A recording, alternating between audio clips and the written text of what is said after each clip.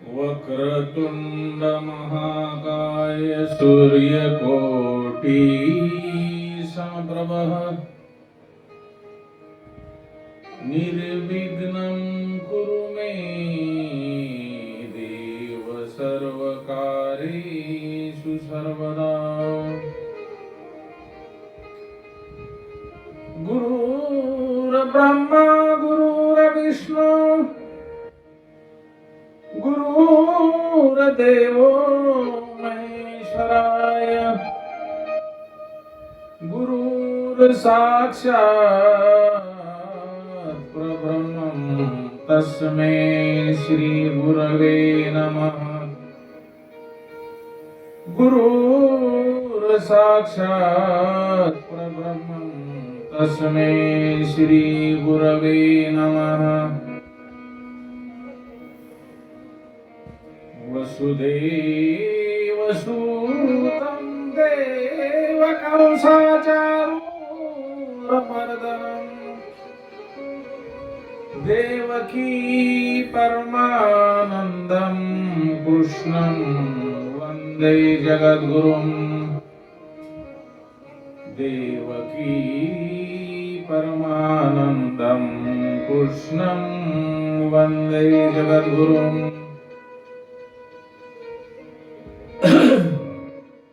आजपासून आपण गीता माधुर्य भगवान श्रीकृष्णांनी कुरुक्षेत्रावर आपला परम भक्त परम मित्र कोणते अर्जुन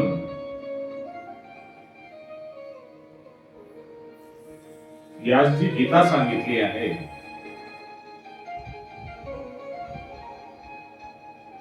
ते गीता माधुर्य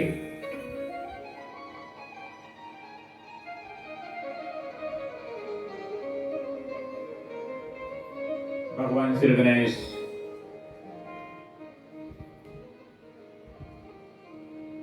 माता सरस्वती माता सरस्वती या जगाचे आद्यगुरु भगवान श्री शंकर आणि माता पार्वती यांच्या कृपा आशीर्वादाने आणि ज्यांच्या मुखातून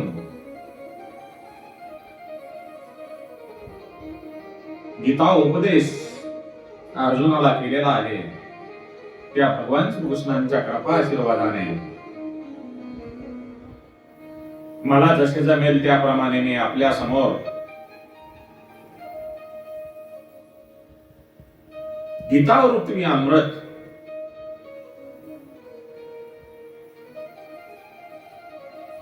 गीतारूपी अमृत आपल्या समोर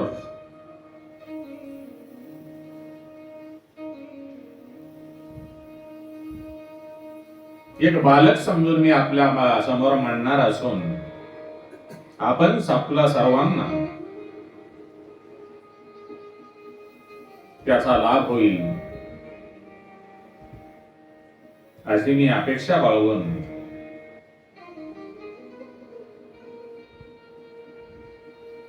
कथेकडे वळतो। भगवद्गीतेचा पहिला जो अध्याय आहे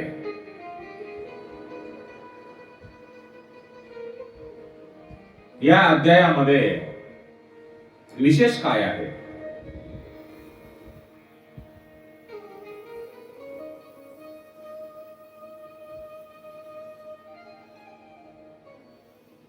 जे पांडव आहेत आपण सर्वजण 5 पांडवांना ओळखता। पांडवांची आई कुंती आणि तिचे 5 पांडव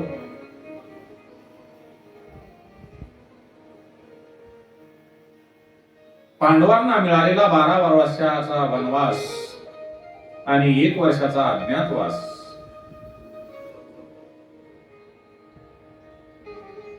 संपल्यानंतर पूर्व प्रतिज्ञेनुसार जेव्हा पांडवांनी दुर्योधनाकडे आपले अर्धे राज्य मागितले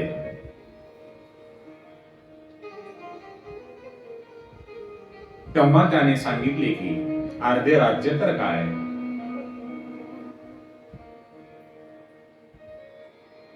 सुईच्या टोकावर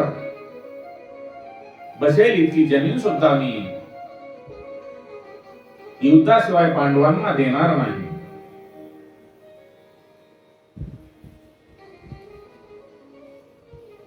म्हणून पांडवांनी त्यांची आई कुंती तिच्या आज्ञेनुसार कौरवासोबत युद्ध करण्याचे ठरवतात. युद्धाचे मूळ कारण आपल्या लक्षामध्ये आलेले असेल. आजकाल सुद्धा भावाभावामध्ये जमिनीच्या वाटण्यावरून भांडण तंटा होतो. त्याचप्रमाणे पांडव आणि कौरव यांच्यामध्ये सुद्धा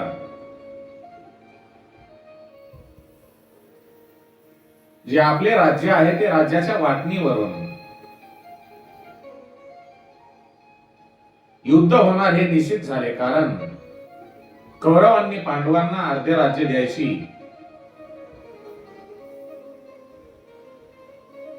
तयारी दर्शविली नाही आणि त्यामुळे कौरव आणि पांडवांमध्ये युद्ध होणार हे ठरल्यानंतर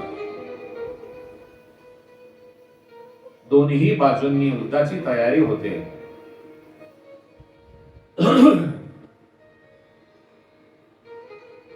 पांडव आणि कौरवांचे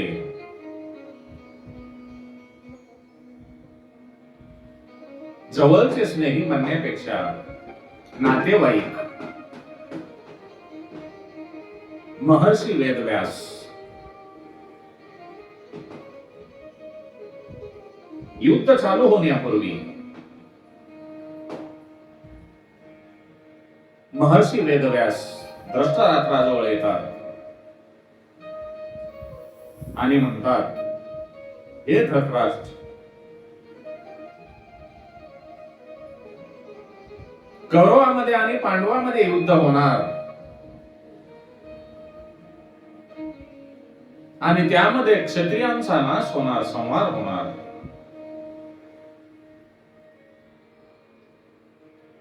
हे अपरिहार्य आहे. हे कोणीही टाळू शकणार नाही. कारण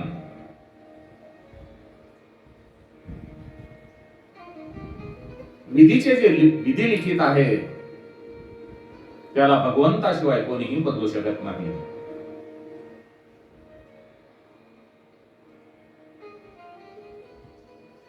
आणि होणारे युद्ध जर तुला पाहायचे असेल, तुझी इच्छा असेल, तर मी तुला दिव्य दृष्टी देतो. यावर धृतराष्ट्र महर्षी व्यासांना म्हणतो, हे तातश्री, मी जन्मभर आंधळा राहिलो आहे. आता मी दिव्य दृष्टी घेऊन आपल्या कुळाचा संहार पाहू इच्छित नाही. परंतु युद्धभूमीमध्ये युद्ध कसे चालू आहे हा समाचार मी नक्कीच ऐकू इच्छितो, जाणू इच्छितो. तेव्हा व्यास म्हणाले, मी संजयास दिव्य दृष्टी देतो. मग तो युद्धभूमीवरील ज्या काही सर्व घटना घडत आहेत तो त्या दिव्य दृष्टीने पाहून तुला कळवेल. म्हणून व्यासांनी संजयास दिव्य दृष्टी दिली आणि तिकडे कुरुक्षेत्रावर ठरलेल्या निश्चित समयानुसार कौरवांच्या आणि पांडवांच्या दोन्ही सेना युद्धाकरिता तयार झालेल्या होत्या. आता प्रश्न असा निर्माण होतो की जर युद्धाकरिता दोन्हीही सेना तयार झाल्या होत्या तर मग अशा मोठ्यावर भगवान श्रीकृष्णांनी अर्जुनांना गीतेचा उपदेश का केला?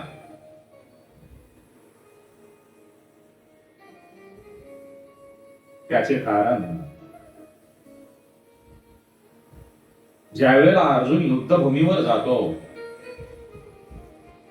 आणि भगवान श्रीकृष्णांना सांगतो की हे श्रीकृष्णा, माझा जो रथ आहे तो दोन्ही सैन्यांच्या मध्यभागी नेऊन ठेवा, मला कोणासोबत युद्ध करावयाचे आहे याची मला पाहणी करू द्या. आणि तिथे गेल्यानंतर आपल्या समोर भीष्म पितामह, गुरु द्रोणाचार्य आणि आपले नातेवाईक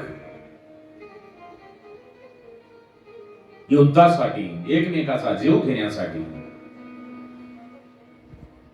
एकमेकाच्या समोर उभे आहेत. आणि या माझ्या बांधवांना मारून जर मला राज्य प्राप्त होत असेल तर मला हे नको आहे. कारण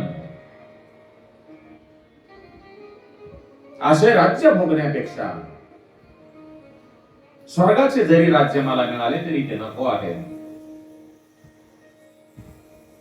ही परिस्थिती अर्जुनाच्या लक्षामध्ये आल्यानंतर अर्जुनाच्या मनामध्ये शोक आणि मोह निर्माण होऊन अर्जुनाने युद्धास नकार दिल्यामुळे भगवान श्रीकृष्णांना अर्जुनावर दयाही आली आणि रागही आला. भगवान श्रीकृष्ण अर्जुनांना ज्या ज्या नाही भाषेत बोलायचे ते बोलले आणि अर्जुनाला युद्धासाठी प्रावृत्त केले. आता इथून पुढे गीतेला सुरुवात झालेली आहे.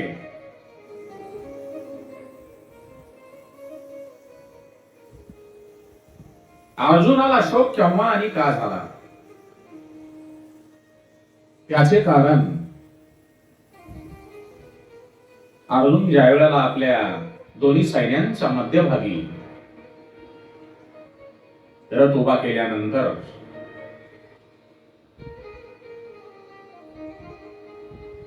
आपले नातेवाईक, कुटुंबीय, स्वजन, ज्यांच्या सोबत आपण लहानपणापासून खेळलो, त्यांची जी ममता आहे, मोह आहे, यामुळे अर्जुनाला मोह झाला.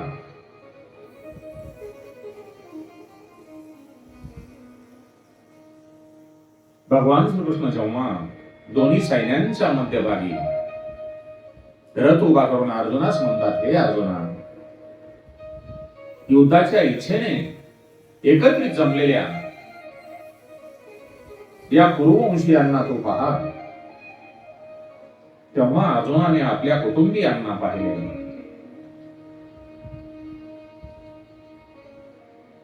मग प्रश्न असा पडतो, भगवंतांनी दोन्ही सैन्यामध्ये तू कुरुवंशीयांना पहा असे का सांगितले?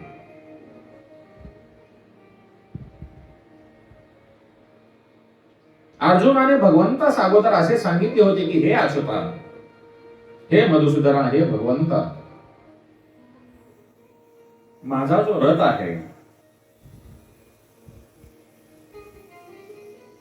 तो दोन्ही सैन्यांच्या मध्यभागी नेऊन उभा कर. म्हणजे इथे माझ्या बरोबर दोन दोन हात करणारे वीर कोण आहेत हे मी पाहीन. मग अर्जुनाने असे का सांगितले? तेव्हा आपण एक गोष्ट लक्षात घेतली पाहिजे. जेव्हा युद्धाच्या तयारीची वाद्य वाजली, युद्ध म्हटलं म्हणजे नगारे वाजणार, वाद्य वाजणार, आणि ते वाजल्यानंतर अर्जुनाच्या अंगामध्ये उत्साह येऊन अर्जुनाने दोन्ही सैन्याच्या मध्यभागी रथ उभा करण्यास सांगितले. वाद्य का वाजली?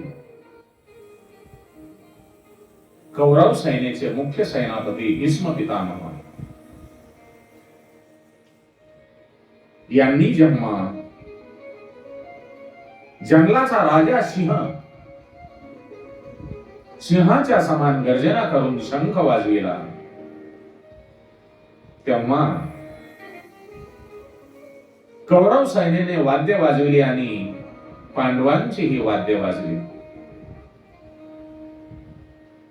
भीष्मानी शंख का वाजविला? भीष्मानी शंख केवळ दुर्योधनास आनंदित करण्यासाठी भीष्म पितामहांनी शंख वाजवलेला आहे. युद्धभूमीवर कुरुक्षेत्रावर दुर्योधन अप्रसन्न का होता? त्याच्या चेहऱ्यावर प्रसन्नता का नव्हती?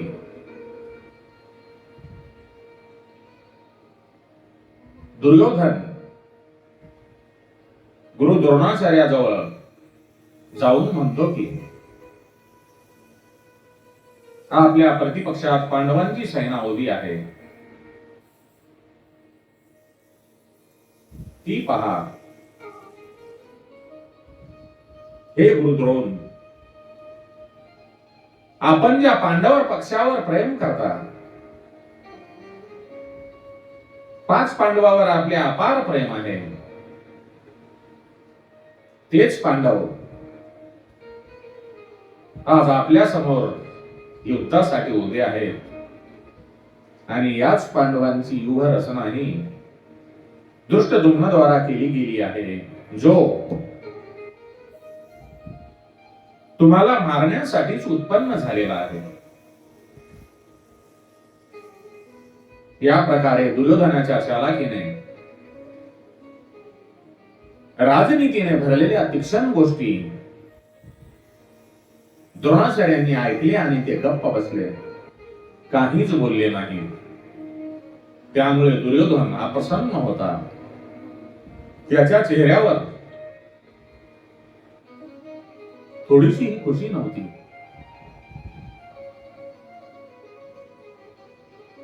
द्रोणाचार्य गप्प का राहिले?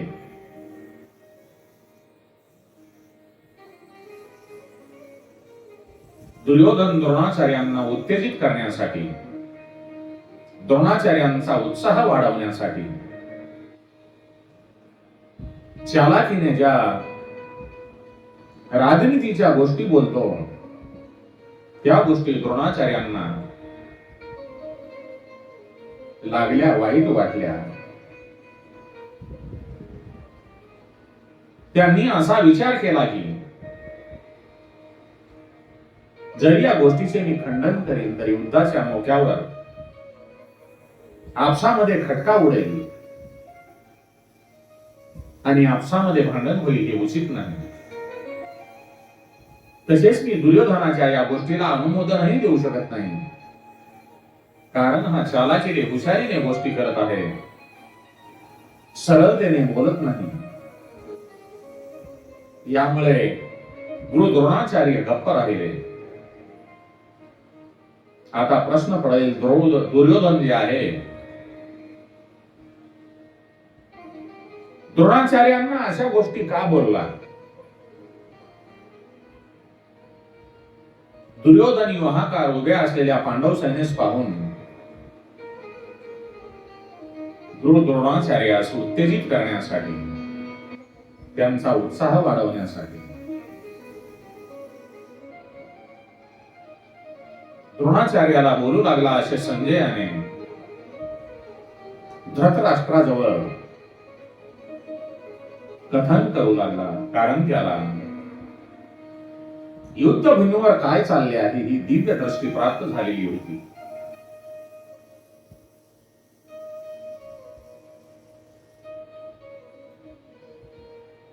धृतराष्ट्राने जेव्हा युद्धाची कथा आरंभापासून विस्तारपूर्वक ऐकण्याची इच्छा व्यक्त केली, तेव्हा संजय यांनी या सर्व गोष्टी धृतराष्ट्रास सांगितलेल्या आहेत.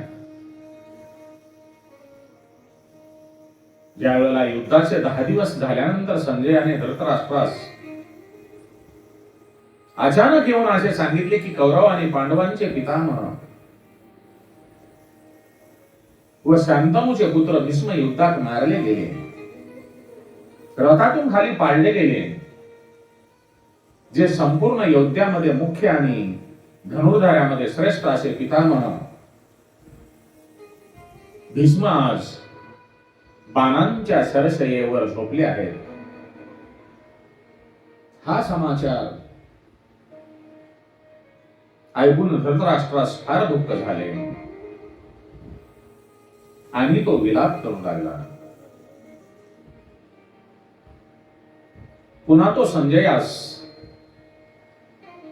युद्धाचा सर्व वृत्तांत ऐकण्यासाठी म्हणाला आणि विचारले की, हे संजया, धर्मभूमी कुरुक्षेत्रामध्ये युद्धाच्या इच्छेने एकत्र झालेल्या माझ्या आणि पांडूंच्या मुलांनी काय केले? त्यावेळी संजय म्हणतो,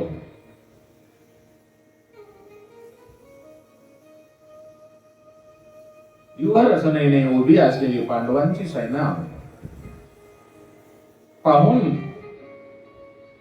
राजा दुर्योधन द्रोणाचार्याजवळ गेला आणि म्हणाला की, हे आचार्य, आपण आपला बुद्धिमान शिष्य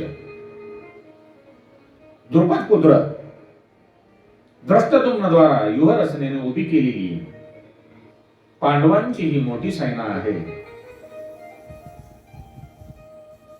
तेव्हा गुरु द्रोणाचार्य म्हणतात, हे दुर्योधना,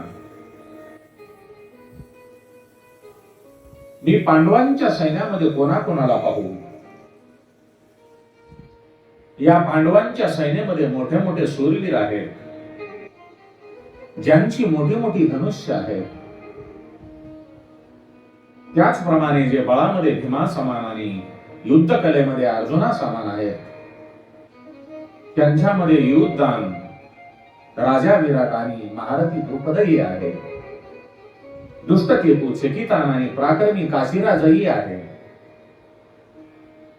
पुरुजित कुंतीभोज हे दोघे भाऊ, तसेच मनुष्यामध्ये श्रेष्ठ असलेला शब्यही आहे.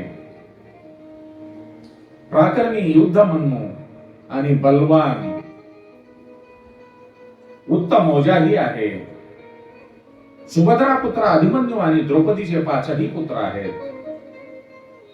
हे सर्व शूरवीर महारथी आहेत. हे दुर्योधना, पांडवाच्या सैन्यातील शूरवीरांची नावे तर तू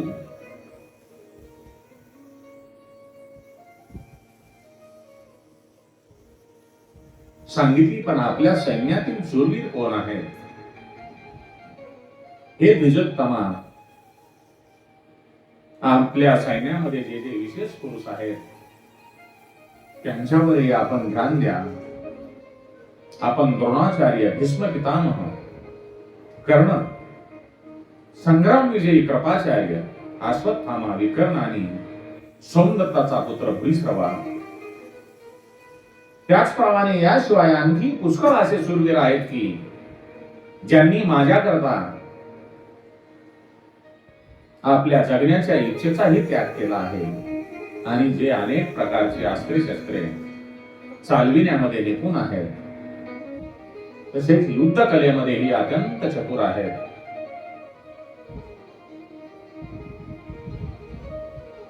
धृतराष्ट्र म्हणतो, हे संजया, दोन्ही सैन्यातील प्रधान योद्ध्यांना दाखविल्यानंतर दुर्योधनाने काय केले? तेव्हा संजय म्हणतो, दुर्योधनाने आपल्या मनात विचार केला की उभय पक्षपाती दोघांचाही पक्ष घेणाऱ्या भीष्माद्वारा रक्षिलेली आमची सेना पांडव सैन्यावर विजय मिळविण्यास असमर्थ आहे आणि निज पक्षपाती केवळ आपलाच पक्ष घेणाऱ्या भीष्माद्वारे पांडवांची सेना आपल्या सेनेवर विजय मिळविण्यास असमर्थ आहे.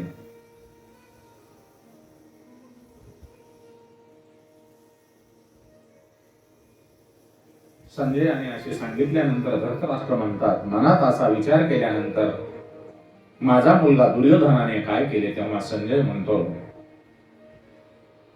त्याने सर्व शूरवीरांना म्हटले आहे की आपण सर्वांच्या सर्व लोकांनी आपल्या नियोजित मोर्चावर दृढतेने राहूनच पितामह भीष्मांचे चारही बाजूंनी रक्षण करावे. कारण दुर्योधन हे जाणत होता की द्रोण आणि भीष्म पितामह उभय पक्षपाती आहेत. त्यांचे माझ्यापेक्षा जास्त प्रेम पांडवावर आहे.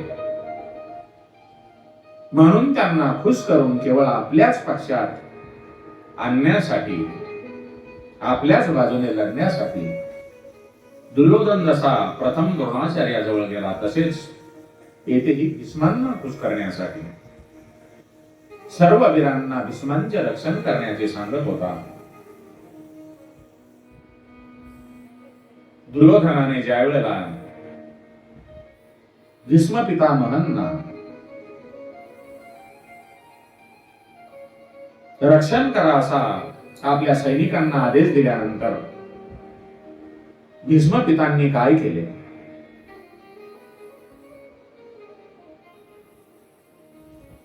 दुर्योधनास प्रसन्न करण्यासाठी भीष्म पितामहांनी सिंहासारखी सिंहगर्जना करून मोठ्या जोराने आपला शंख वाजवला.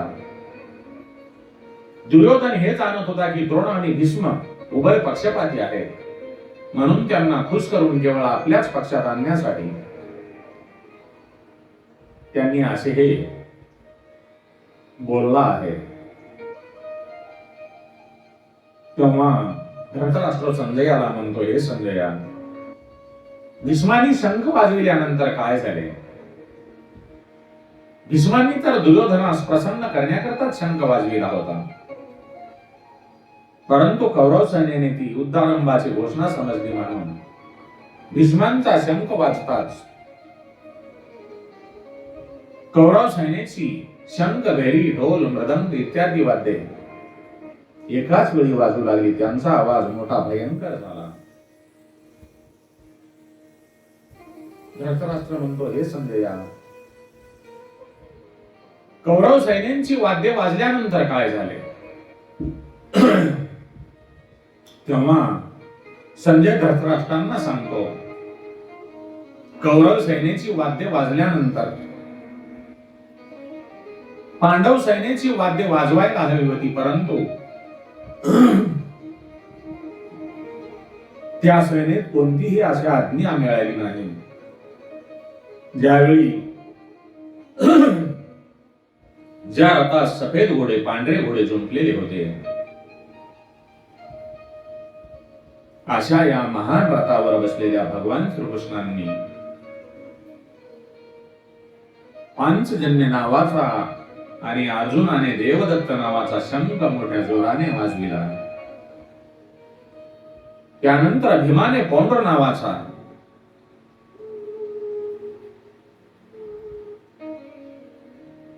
युधिष्ठिराने अनंत विजय नावाचा, नकुलाने सुघोष नावाचा आणि सहदेवाने मणिपुष्पक नावाचा शंख वाजवला.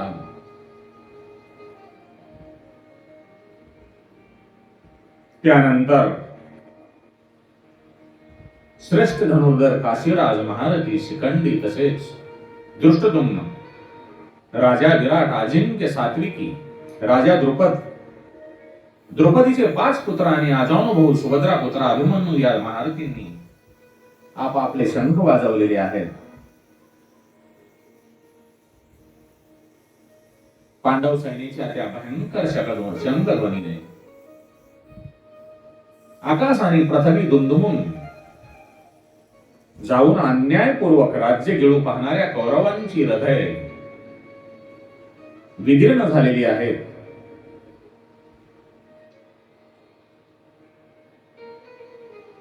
धृतराष्ट्र म्हणतो, हे संजय, पांडवांनी शंख वाजविल्यानंतर काय झाले? तेव्हा संजय म्हणतो, हे महीपते, शंख वाजविल्यानंतर युद्धाच्या आरंभी कपिध्वज अर्जुनाने आपल्या संबंधियांना म्हणजे कौरवांना पाहून आपले गांडीव धनुष्य उचलले आणि अंतर्यामी भगवान श्रीकृष्णास म्हणाले, हे अच्युता, माझा जो रथ आहे तो दोन्ही सैन्याच्या मध्यभागी उभा करा.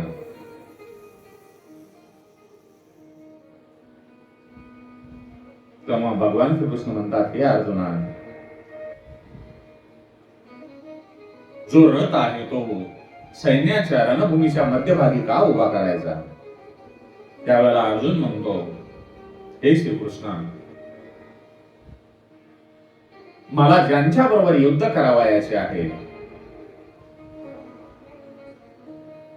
त्या शूरवीरांना मी पाहीन. या युद्धामध्ये दुष्टबुद्धी दुर्योधनाचे प्रिय करण्याच्या इच्छेने जे राजलोक एकत्र झाले आहेत त्यांनाही मी पाहीन. निद्रा विजयी अर्जुनाने असे म्हटल्यानंतर अंतर्यामी भगवान श्रीकृष्ण दोन्ही सैन्यांच्या मध्यभागी ज्या ठिकाणी भीष्म पितामह आणि गुरु द्रोणाचार्य यांचा रथ उभा होता त्यांच्या समोर भगवान श्रीकृष्णांनी रथ उभा करून ते म्हणतात, हे पार्था, तू या एकत्र झालेल्या कुरुवंशीयांना पहा. भगवंतानी असे म्हटल्यानंतर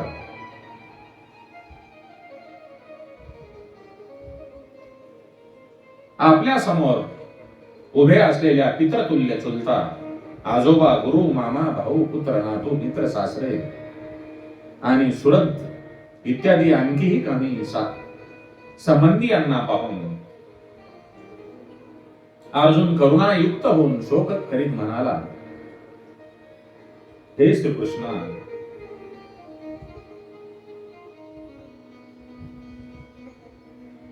माझ्या समोर माझ्या कुटुंबियांना युद्धाकरता समोर उभे असलेले पाहून माझ्या शरीराचे सर्व अवयव शिथिल झालेले आहेत, तोंड कोरडे पडत आहे, सर्वांगाचा थरकाप झाला आहे, शरीरावर रोमांच उभे टाकले आहेत, गांडीव धनुष्य हातातून पडत आहे आणि सर्व अंगाचा दाह होत आहे आणि मी उभा राहण्यासाठी असमर्थ झालो आहे. हे केशवा,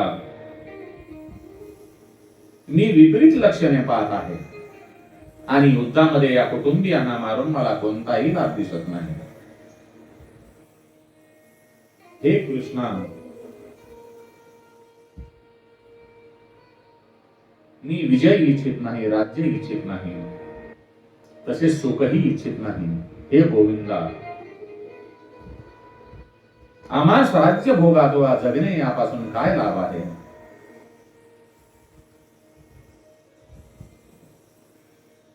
आम्ही ज्यांच्याकरिता राज्य भोग आणि सुखे इच्छित आहोत तेच सर्वच्या सर्व लोक आपल्या प्राणांची आणि धनाची आशा सोडून युद्धा करता उभे आहेत. तेव्हा भगवान कृष्ण म्हणतात, अर्जुना, हे लोक कोण आहेत? तेव्हा अर्जुन म्हणतो, गुरु, चुलते, पुत्र, आजोबा, मामा, सासरे, नातू, मेहुणे आणखीही असे पुष्कळ संबंधित आहेत. तेव्हा भगवान कृष्ण म्हणतात, अर्जुना, हेच लोक जर तुला मारण्याकरता तयार झाले तर तू काय करशील? तेव्हा अर्जुन म्हणतो, हे कृष्णा, हे भले मला मारोत, परंतु हे मधुसूदना, मला स्वर्ग, मृत्यू, पाताळ या त्रिलोक्यांचे राज्य जरी मिळाले तरी मी त्यांना मारू इच्छित नाही. तर मग पृथ्वीच्या राज्यांच्या बाबतीत काय बोलायचे? तेव्हा भगवान कृष्ण म्हणतात, अरे अर्जुना, राज्य मिळाल्यानंतर तर मोठी प्रसन्नता प्राप्त होते. ती प्रसन्नता तुला पाहिजे नाही काय? तेव्हा अर्जुन म्हणतो, हे जनार्दना, या धृतराष्ट्रांच्या संबंधियांना की जे आमचेही संबंधी आहेत, यांना मारून काय प्रसन्नता लाभणार? यांना मारल्यानंतर आम्हाला पापच लागणार आहे. तेव्हा हे माधवा, मी या धृतराष्ट्रांच्या संबंधी यांना मारू इच्छित नाही. कारण हे माधवा, आमच्याच कुटुंबियांना मारून मी सुख कसे भोगणार?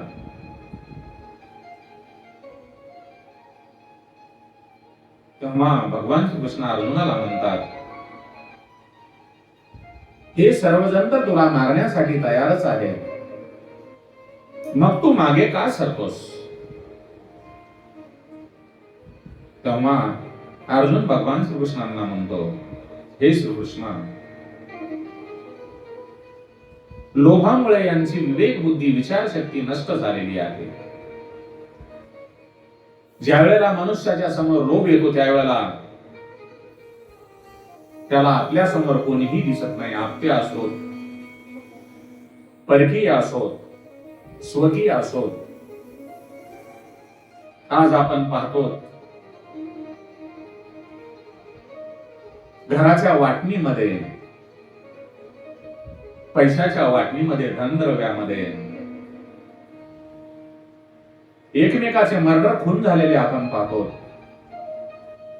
याचे कारण म्हणजे त्यांची विवेक बुद्धी विचारशक्ती नष्ट झालेली आहे. अर्जुन तोच भगवंताला सांगतो. दुर्योधन इत्यादी कुलनाशापासून होणाऱ्या दोषाचा आणि मित्रद्रोहापासून होणाऱ्या पापांचा विचार करीत नाही.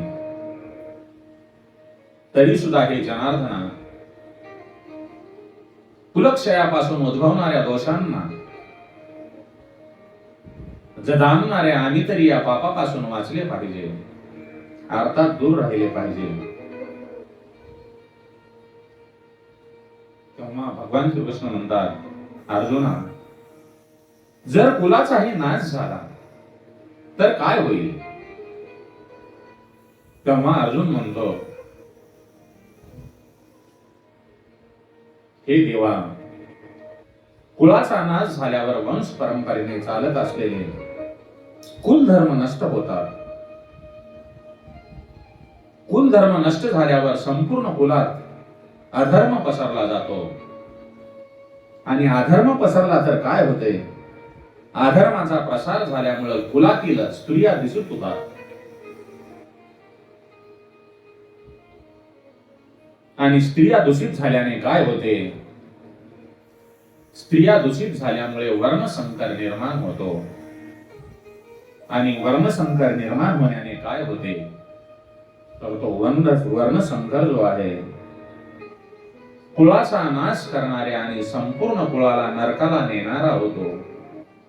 तसेच पिंडदान आणि श्राद्धतर्पण न मिळाल्यामुळे त्यांचे पितरही आपापल्या स्थानापासून पतन पावतात. वर्णसंकर निर्माण करणाऱ्या या दोषामुळे कुलघातकांचे वंश परंपरेने चालत असलेले सनातन कुलधर्म व जाती धर्म हे दोन्हीही नष्ट होतात. मग असा प्रश्न पडतो की ज्याचे कुलधर्म नष्ट होतात त्या मनुष्याचे काय होते? बाबांनो, आपल्याला ज्या जातीमध्ये जन्म मिळाला आहे, ज्या धर्मामध्ये जन्म मिळाला आहे, त्याच धर्माचे आचरण आपण मरेपर्यंत केले पाहिजे. कारण धर्म श्रेष्ठ आहे. धर्मापेक्षा कोणीही श्रेष्ठ नाही. धर्मो रक्षति रक्षितः. जर तुम्ही धर्माचे रक्षण केले तर धर्म तुमचा रक्षण करील, अन्यथा नाही.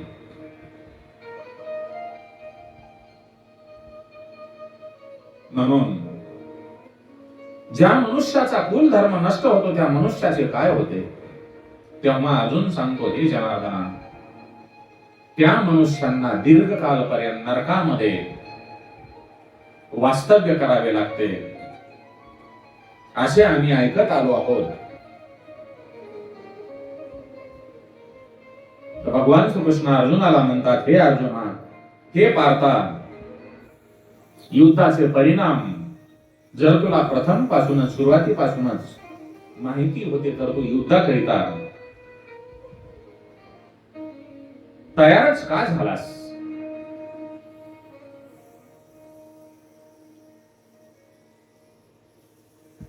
तेव्हा अर्जुन म्हणतो, भगवंता हीच तर आश्चर्याची गोष्ट. आम्ही फार मोठे पाप करण्याचा निश्चय करून बसलो आहोत. तो म्हणजे आम्ही राज्य आणि सुखाच्या लालसेने स्वकुटुंबियांना मारण्यास तयार झालेलो आहोत. या कलियुगामध्ये हाच प्रकार आहे. आपल्या कुटुंबाच्या सुखासाठी आपण आपल्या भावाच्या कुटुंबाचा बळी द्यायला मागे पुढे पाहत नाहीत. तेच तर हे महाभारत आहे. महाभारत यापेक्षा काही वेगळे नाही.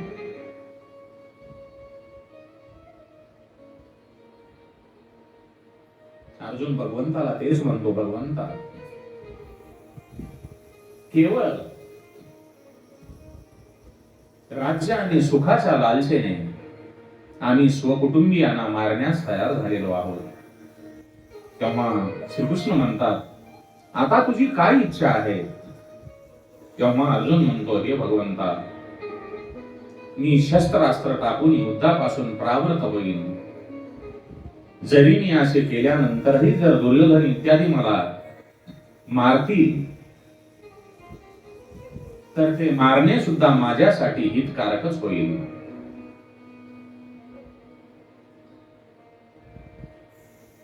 धृतराष्ट्र म्हणतो, हे संजय,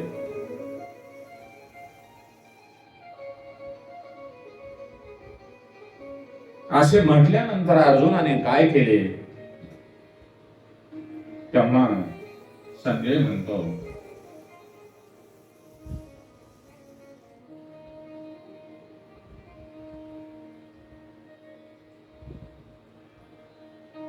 असे म्हटल्यानंतर शोकामुळे, मोहामुळे ज्या अर्जुनाचे मन अतिशय व्याकुल झाले आहे,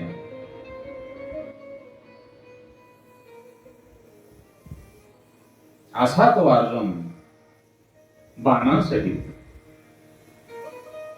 आपल्या हातातील धनुष्याचा त्याग करून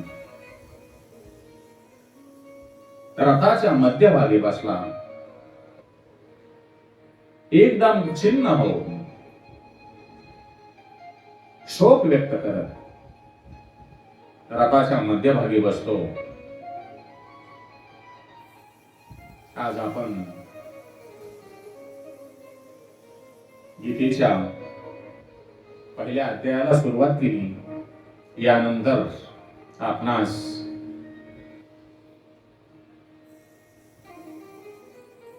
इतर अध्याय आपल्या सेवेसाठी, श्रवणासाठी यापुढे प्राप्त होतील आणि त्याचा नक्कीच फायदा आपल्याला होईल. श्री कृष्ण गोविंद हरे मुरारे, श्री कृष्ण गोविंद हरे मुरारे, हे नाथ नारायण वासुदेवाय, हे नाथ नारायण वासुदेवाय. ओम नमो भगवते वासुदेवाय नमः. ओम नमो भगवते वासुदेवाय नमः. ओम नमो भगवते वासुदेवाय नमः.